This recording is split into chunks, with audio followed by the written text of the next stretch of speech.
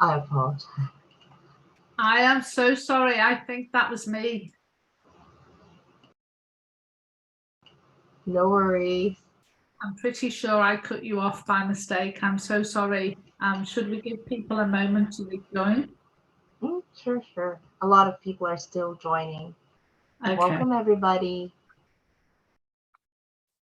Okay, so this is Education Angels, take 2. So for those of you who are just joining, I've just managed to cut us all off. So my sincere apologies for that. So this month's webinar is on how to reduce behavioural challenges. We all will experience behavioural challenges with our children from time to time. It's perfectly normal.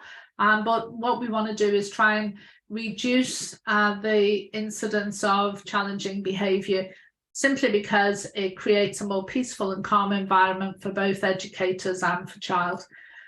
The early years are the most important part of our lives with regards to how we grow as a human, and actually is what experiences we have in our early years can determine our future success and happiness. And that's because our brain goes through a massive growth and massive development in those first 7 years. So it sets up our belief system, what we believe about ourselves, what we think about other people, and whether we believe the world is a safe place to be or otherwise. So the early years truly do last forever. And there's a few key facts here, and that is because of the massive development in our brain in those formative years, it can have a massive impact on our future and the rest of our lives. So no pressure, because if we get it right most of the time, we are doing the right thing by our children. Nobody is perfect, so don't put that pressure on yourself, and don't put that pressure on your child either. You know, if we do the best we can and get it right most of the time, then we serve our children well, for sure. There's definitely no one-size-fits-all model. So lots of people will be giving you advice on what you should and shouldn't do, and maybe, you know, have opinions about how you're educating, caring for your children. There is no one-size-fits-all model. Nobody has all the answers. We don't have all the answers. You don't, and neither does anybody else. The most important thing is to really understand your child, and nobody knows your child better than you. So we always advise that follow your gut. If you feel something's not right, then follow that instinct, because it normally is right, and do what you feel is right for your child based on your child's individual temperament and their personality. And fact 3 is that a critically important thing for the early years and for human development is to form secure attachments with other responsive adults. So it's the same for adults as well. We all need other people to thrive, and we all need to be shown respect, empathy, caring and nurturing. If we provide an environment where we are responsive and supportive to the needs of our children, both physically and emotionally, then they will grow up to believe that the world is a safe place, and they can, you know, we're giving them the best opportunity to become a well-rounded and very balanced individual, which is the goal for all parents, for sure. And sorry, I'm just switching slides. And there are 3 key steps to improving children's behaviour. So it's understanding their natural temperament, and we call that their natural genius, because your temperament is something you're born with. It's a unique aspect of your personality. It's how you interact with the world. It's how you engage with others and other people and situations. So your natural temperament does impact on behaviour. And we'll discuss this a bit further on, but, you know, if, for example, if a child is naturally introverted, they will appear to be shy and hesitant in new situations. Or if a child is naturally extroverted and has a very jolly, lively, exuberant personality, then that can impact their behaviours too, in that they can maybe struggle to regulate their enthusiasm and excitement, or they can come across as being too dominant or overpowering. They can be accused of being bullyish, if you like, with other children. And this is all sometimes a judgment that adults make about how they see the child when they're behaving in a certain situation. This does not say that any child is shy, or any child is a bully, or any child is too sensitive. These are all labels that adults sometimes give children to label their behavior. But really, we should not be doing that, because our children will demonstrate certain behaviours as an expression of their natural personality and their natural temperament. So our goal is that if everybody understands their child's natural temperament, their natural genius, because each one of these is a gift as well as sometimes a challenge for children. If we really understand their natural genius, then we will grow that aspect of them, and we will focus on what's amazing about that individual child and support them to be the very best person they can be. So it's really important in the first instance that we understand who they are. If we understand who they are, we can better understand what they need from us. The next step too is to grow their emotional intelligence and their social competence.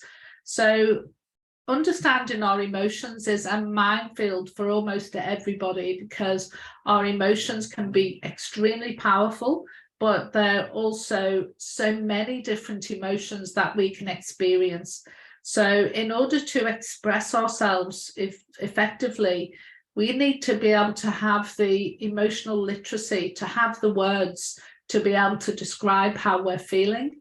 Now, of course, young children don't have those words yet. Young children don't have the vocabulary nor the ability to be able to express themselves effectively. So how do they express themselves? It's through their actions, through their behaviours. So to be sensitive towards a child when they're maybe behaving in a way that might be socially unacceptable is really, really important. And, you know, not to worry about what other people say or think. Focus on the needs and the well-being of your child and help to grow their social competence. Also support them by providing a predictable and safe environment, which is the third point. So when we talk about predictable, we don't mean do the same thing every day. We mean be predictable, as in have rhythms and rituals that support children to be able to understand what you expect of them at any time in the day.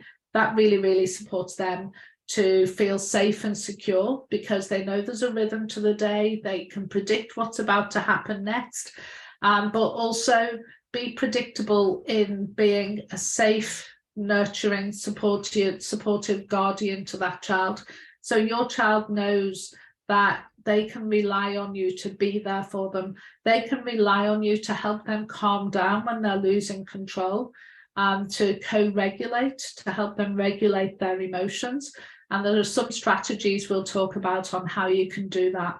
So that enhances the child's sense of safety and security, which can hugely reduce stress and therefore reduce any potential behavioural challenge. And here, children need positive guidance, not firm management. The key is to guide children to behave in a way that is acceptable. Not to try and manage them, not to try and manage their emotions or to control them, because that can be a huge mistake. If we try and control a child and try and make them do things through coercion or through punishment or even rewards, which can be another kind of punishment, then we are responsible for their behaviour, because we're controlling the situation and we're not giving them the opportunity to make the right choices. And I'll explain a bit more about that as we go on this evening. So behaviour guidance is about teaching children to self-regulate.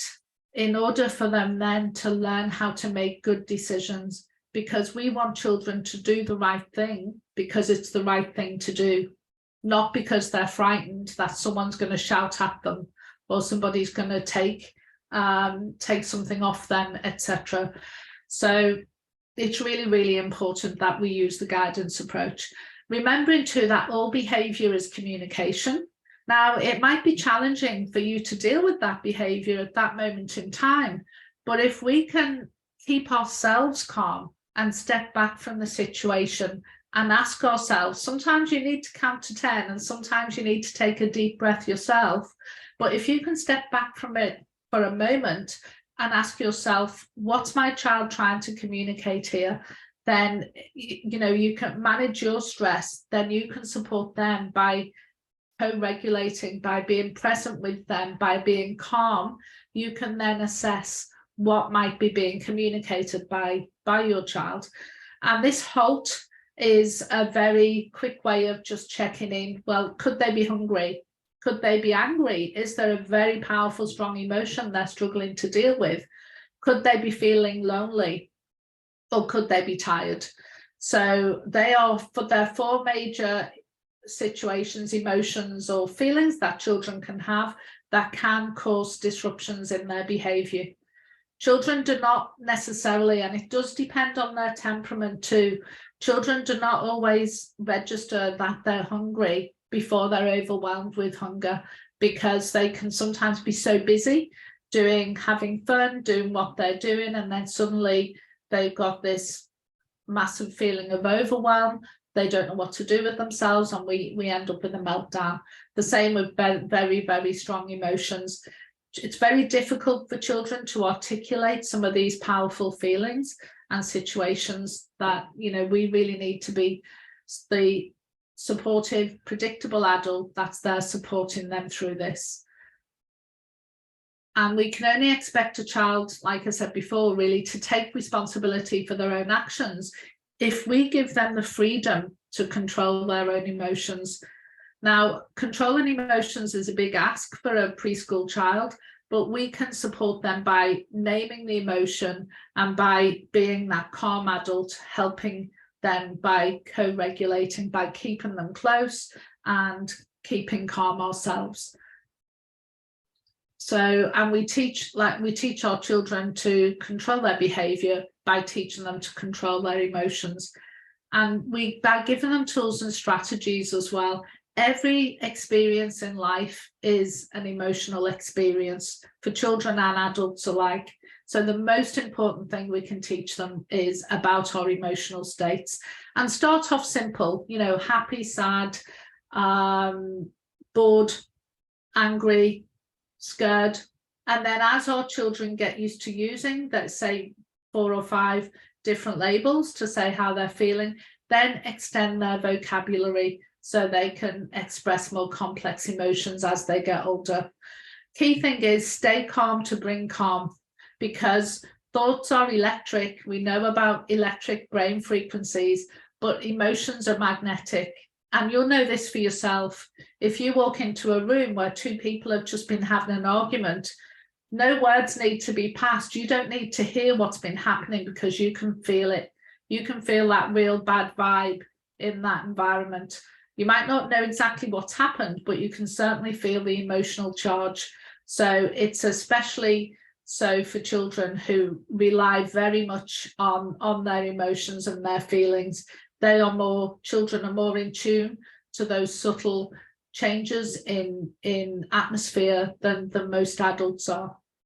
So be thinking about the emotional environment we're providing for children too. And if you've got things going on, and if you're feeling strong emotions, or if you know that, you know, you've had a bereavement in the family and you're feeling sad, your child will know that. And very often you will see behavioural challenges. You know, maybe they've got a short fuse, maybe they've started to hit more, or they started biting, things like that. So it's really, really good to be able to express to your child that you're feeling sad, so that they can make sense of what their intuition is telling them.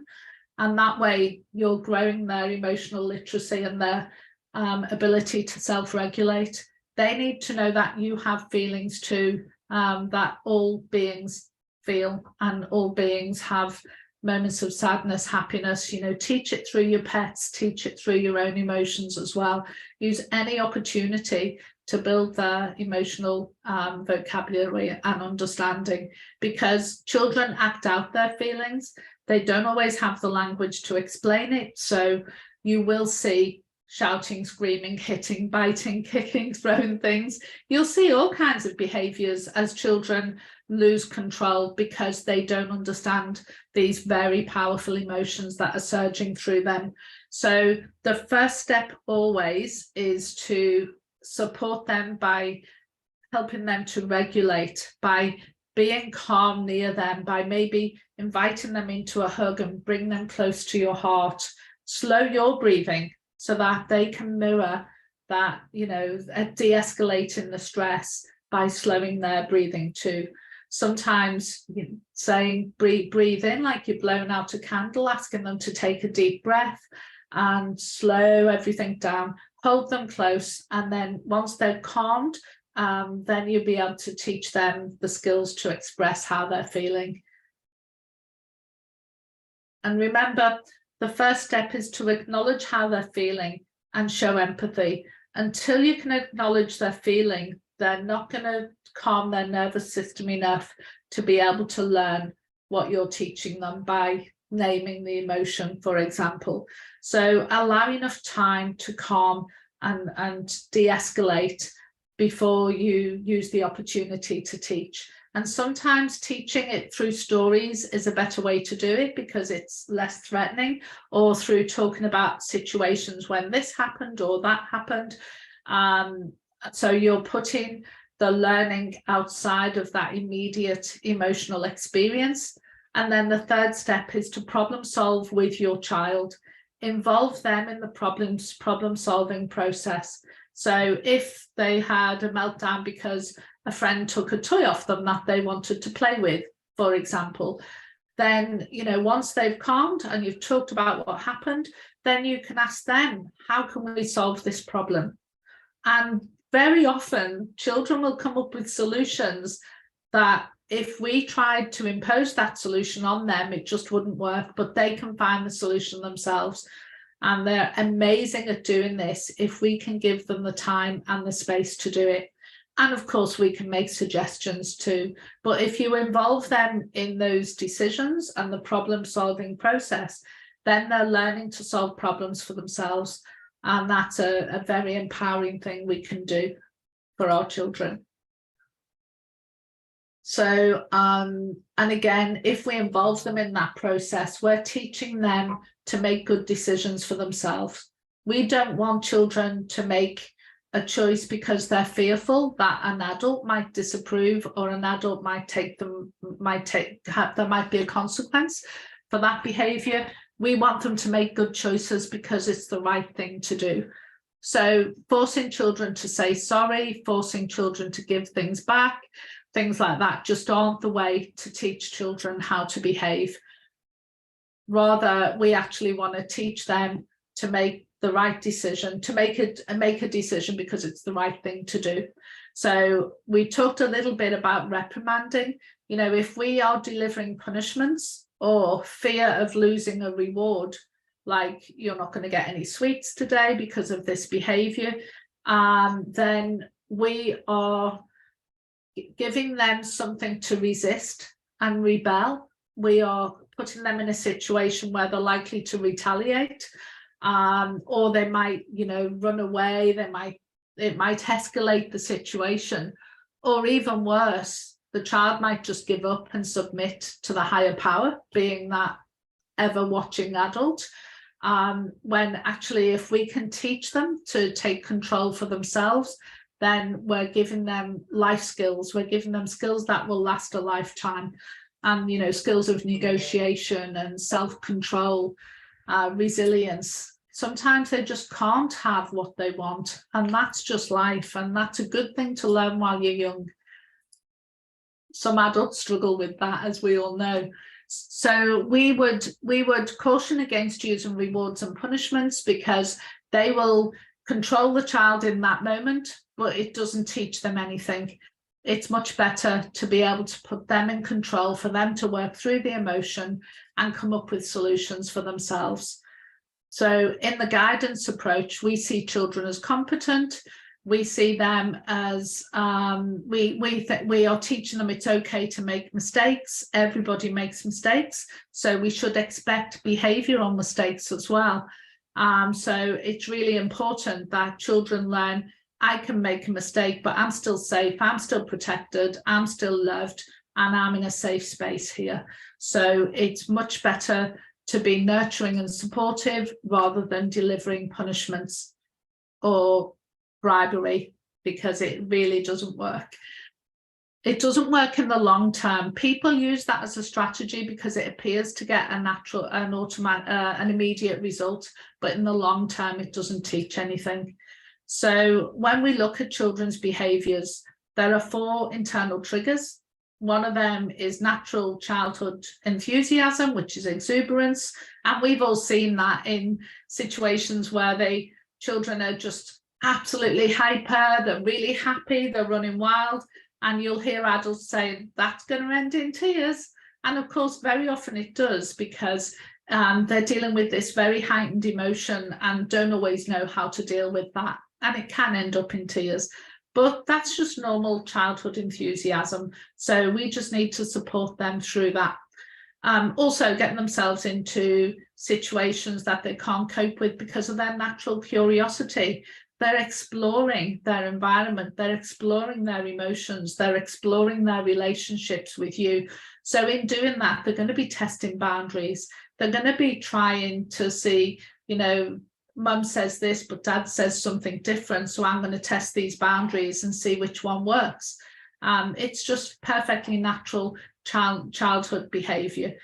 And sometimes they can make behavioural mistakes because they don't know any better. They don't know they're supposed to sit at the table. They don't know that when they visit a certain home, they shouldn't play with the ornaments. All these little subtle rules that we have, children are still learning. And so they have a lack of experience, and they're going to make many, many mistakes as they go along.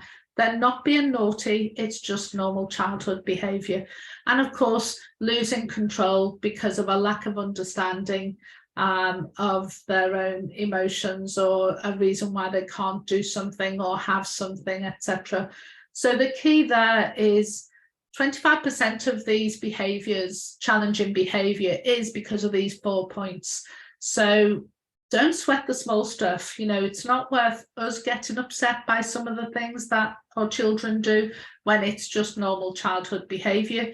So just relax and expect that sometimes there's going to be these behavioural mistakes, and it's no big deal. It's perfectly normal, and let's just support our children through that.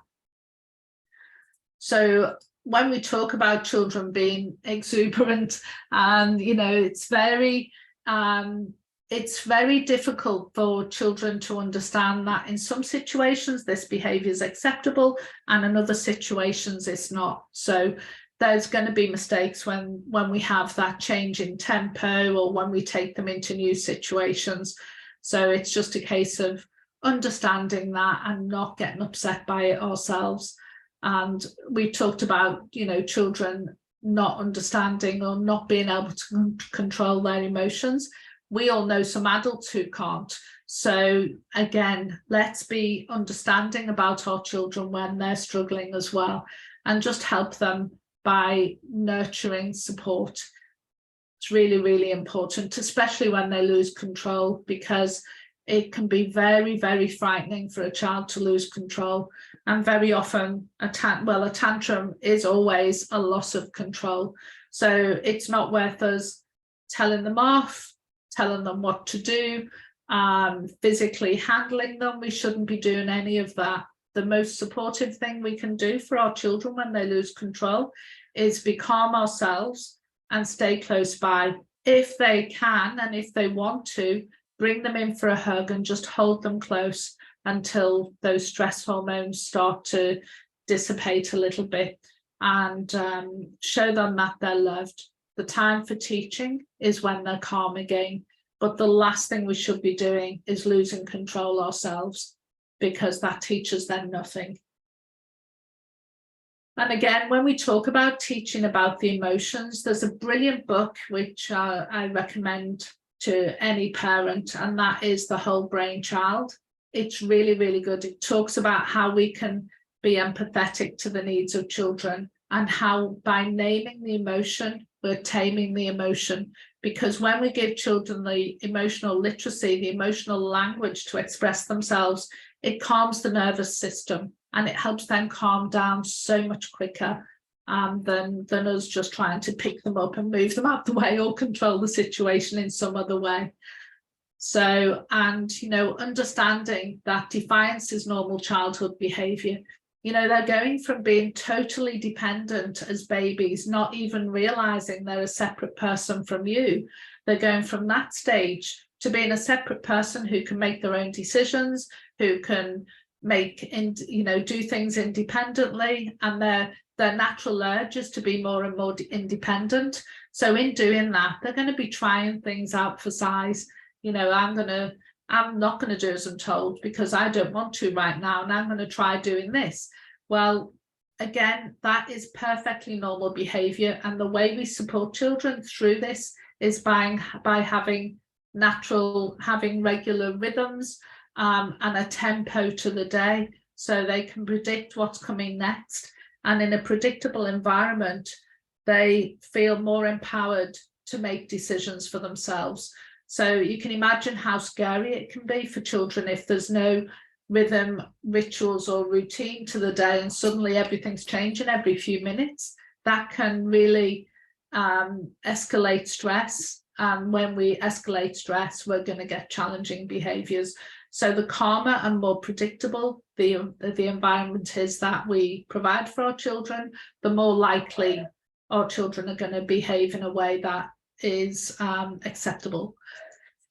So a good rule of thumb too is when giving instructions to children, don't give too many instructions at once. So what might look like defiance could be that they simply have not had time to process the instruction that you're giving them, or that you've given them too many and it's overwhelming and they've remembered the last bit but not the first part of it.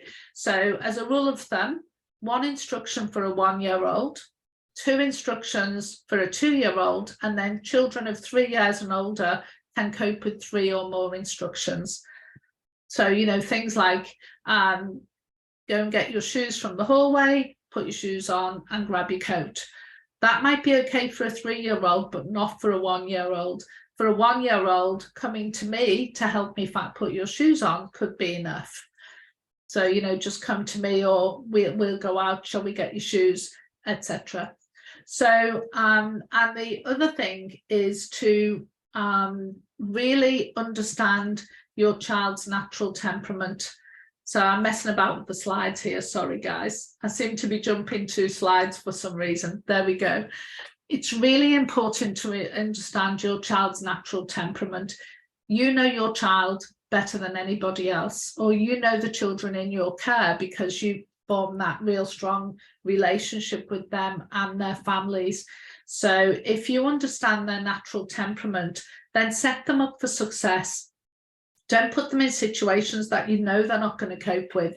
Build their ability, their coping mechanisms, their ability to build their resilience and their ability to cope in different situations, just a little bit at a time, rather than, and an example of this is a child that is very introverted might demonstrate real challenging behaviors in a very busy playgroup situation.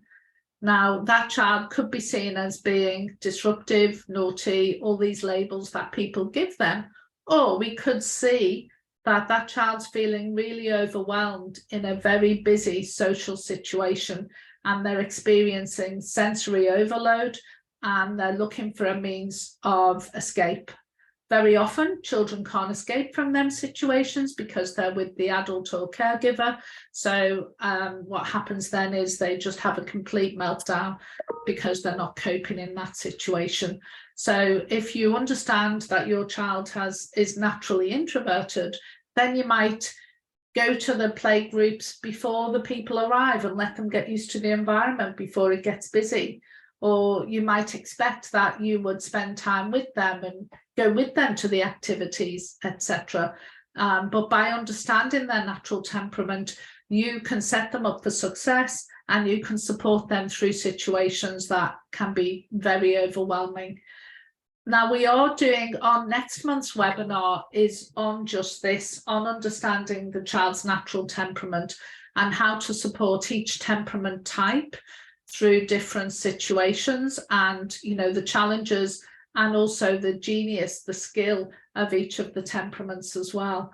So if you're interested in learning more about that, we will be sending out invitations, and that will be 3 sessions over a week, and you'll get a quiz to be able to observe your child and work out what temperament type they are, and then you can personalize the experiences and the learning experiences and environment to suit their natural way of being. So I would like to, I know we're just on finish time, but I would like to open up the opportunity for anybody to ask questions around any of the topics that we've talked about today. Also, I'd like to recommend this book by Dr. Daniel Siegel. Both of these books, I should say, they're really good reading for no drama discipline and teaching children to self-regulate. So if we do have any questions, Sam, maybe let me see if we've got any in Q&A or chat. Nope. If anybody does, you can just open your mic and ask questions. If not, I would like to. Oh, Sam, was that you?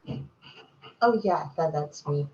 Well, I'm just making a quick realization that I've been doing everything wrong and I'm guilty of some other things, but that could be fixed.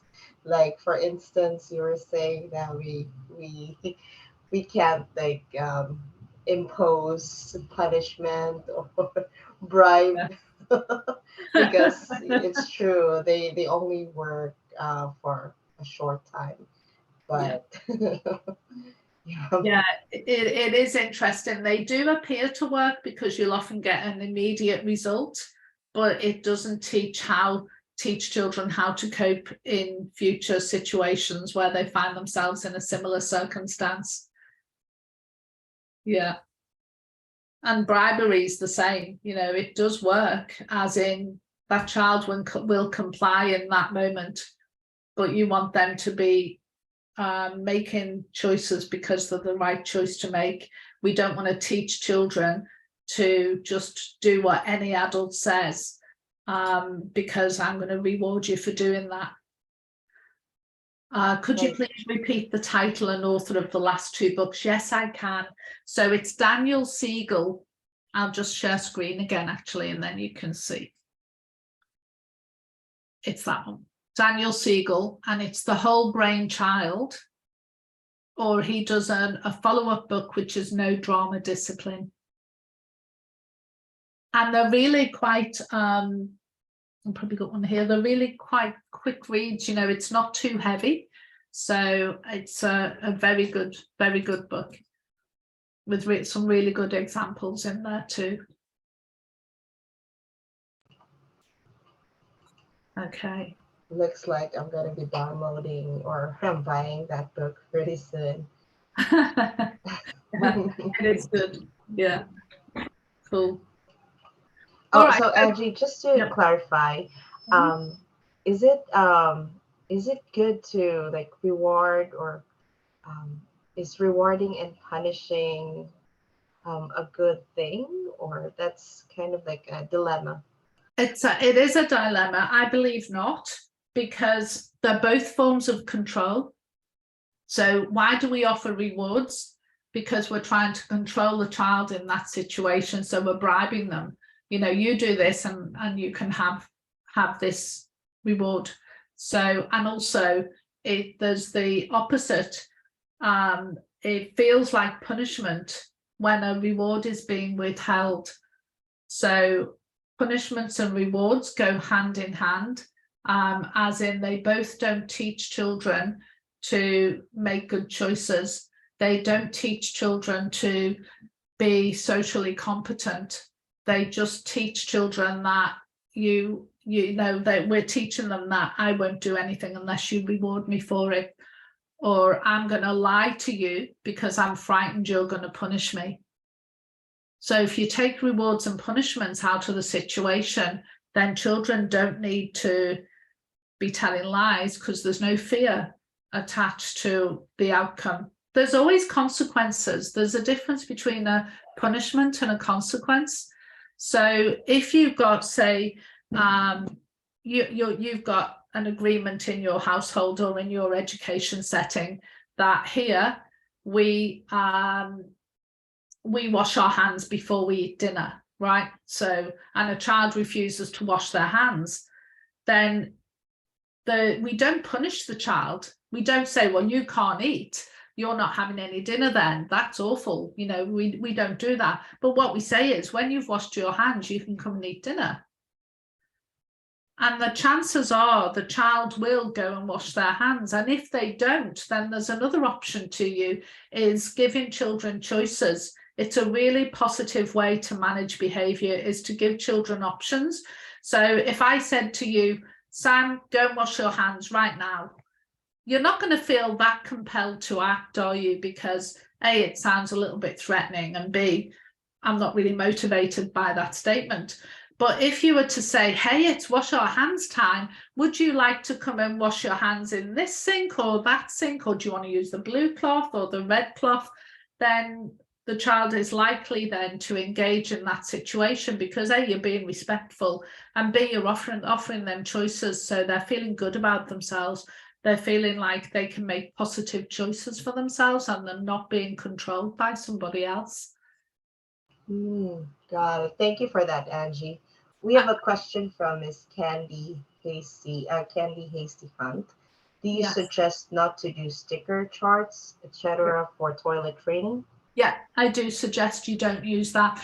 Now, there are times with extreme behaviours where you might, for a short period of time, use a sticker chart, but it's not a strategy that I would recommend unless there was an extreme behavioural issue. So if, you know, that normally means things have gone wrong in the past. So you're just going to use this as a short-term strategy to switch things around, but it shouldn't be a way of being at all, because again, you know, children want to be accepted by other people. Children generally will seek the approval of adults. They don't purposely go out to get things wrong all of the time. So, you know, if there's toileting mishaps or mistakes, then sometimes the best thing to do is just calmly deal with it. Don't make a big deal of it at all. And the child will naturally want to get it right most of the time. Often when there is a challenge, it's due to that whole thing when we try and control too much, rebellion. You know, if there's a lot of pressure on the child to not have a toileting accident, they could have more toileting accidents because they're stressed.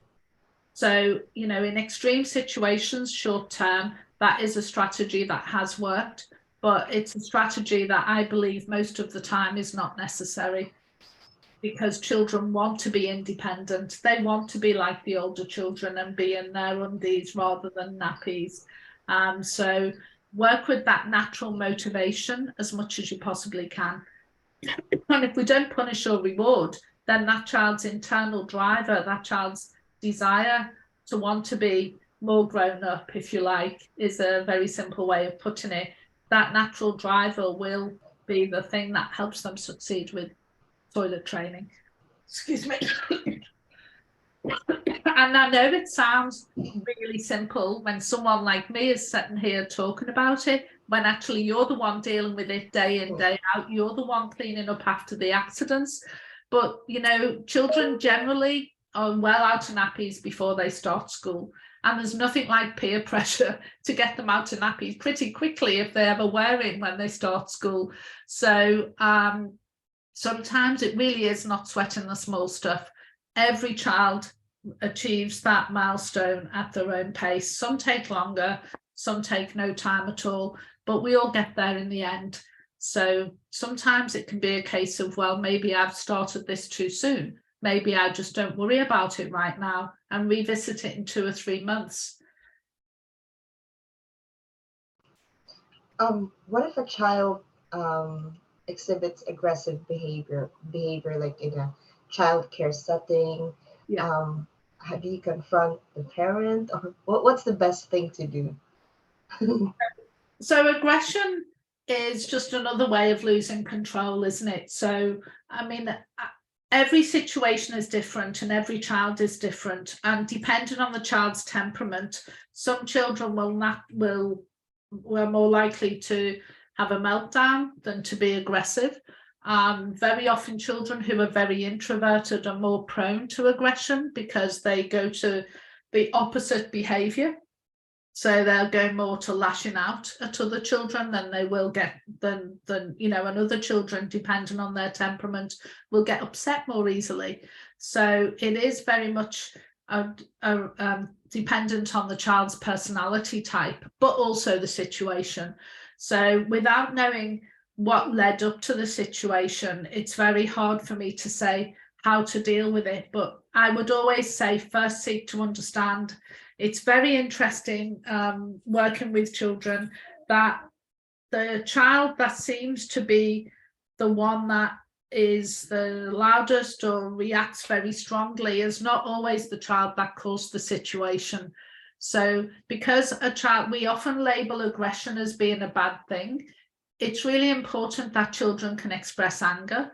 So when a child is aggressive, we need to seek to understand what happened. Why did he lose control or she lose control? Why did they get so upset?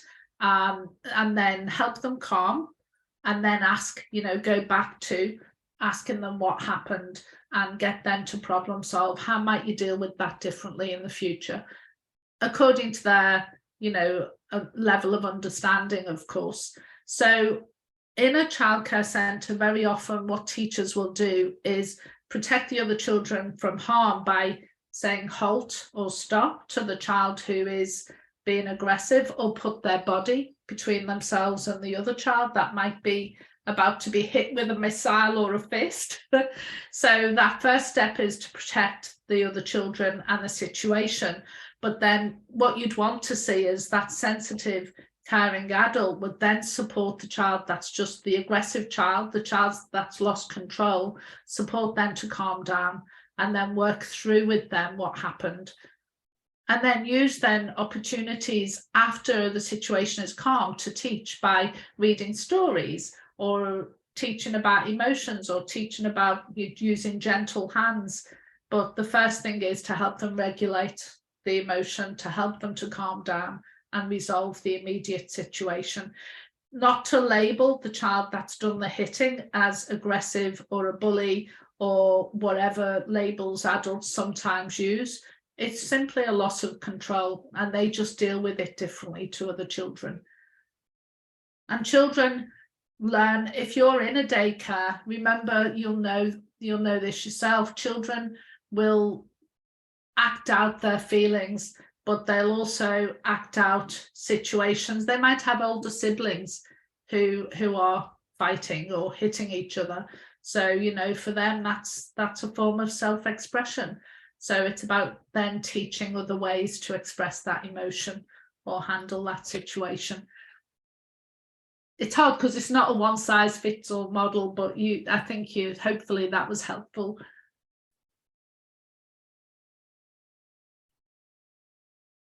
Thank you so much, Angie. Just to ask, do we have any more questions from anyone? Any clarifications?